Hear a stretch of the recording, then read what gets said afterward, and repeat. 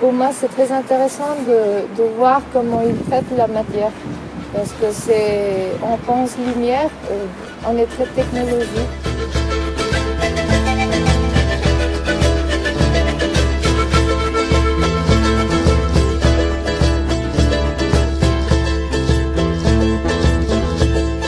Bon, c'est la première fois que je fais partie de la fête de la lumière à Quito.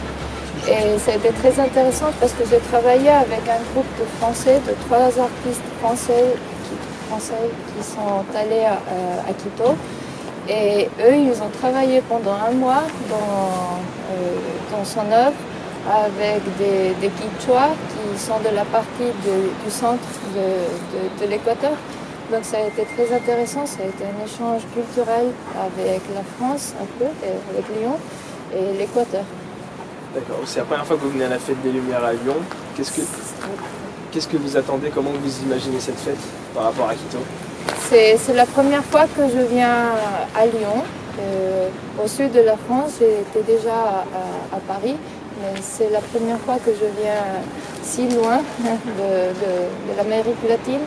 Et puis pour moi, c'est très intéressant de pouvoir voir les différences dans la technique, dans le concept des œuvres et puis aussi dans l'organisation de toute la fête.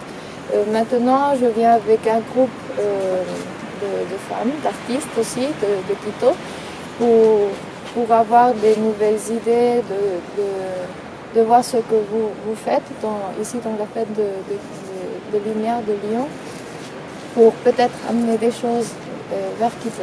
Vous essayez peut-être de vous inspirer de ce qui est fait en France pour l'exporter à Quito dans son globalité. Comment ça se passe l'installation, comme vous voyez là, comme on l'a dit tout à l'heure, l'installation peut-être par rapport à Quito, c'est peut-être différent parce que c'est des lieux différents? Oui, pour moi, l'expérience vécue avec Eric Barret, qui est l'artiste qui est en train de faire son œuvre ici à Lyon. Pour moi, c'est très intéressant de voir comment il traite la matière.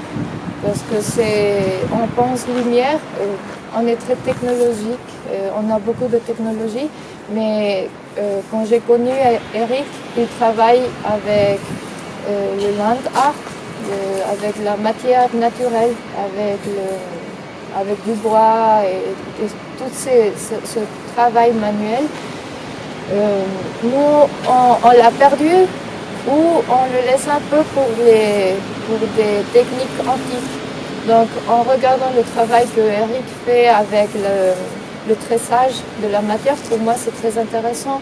Mélanger la technique avec quelque chose un peu plus naturel comme la matière. Merci.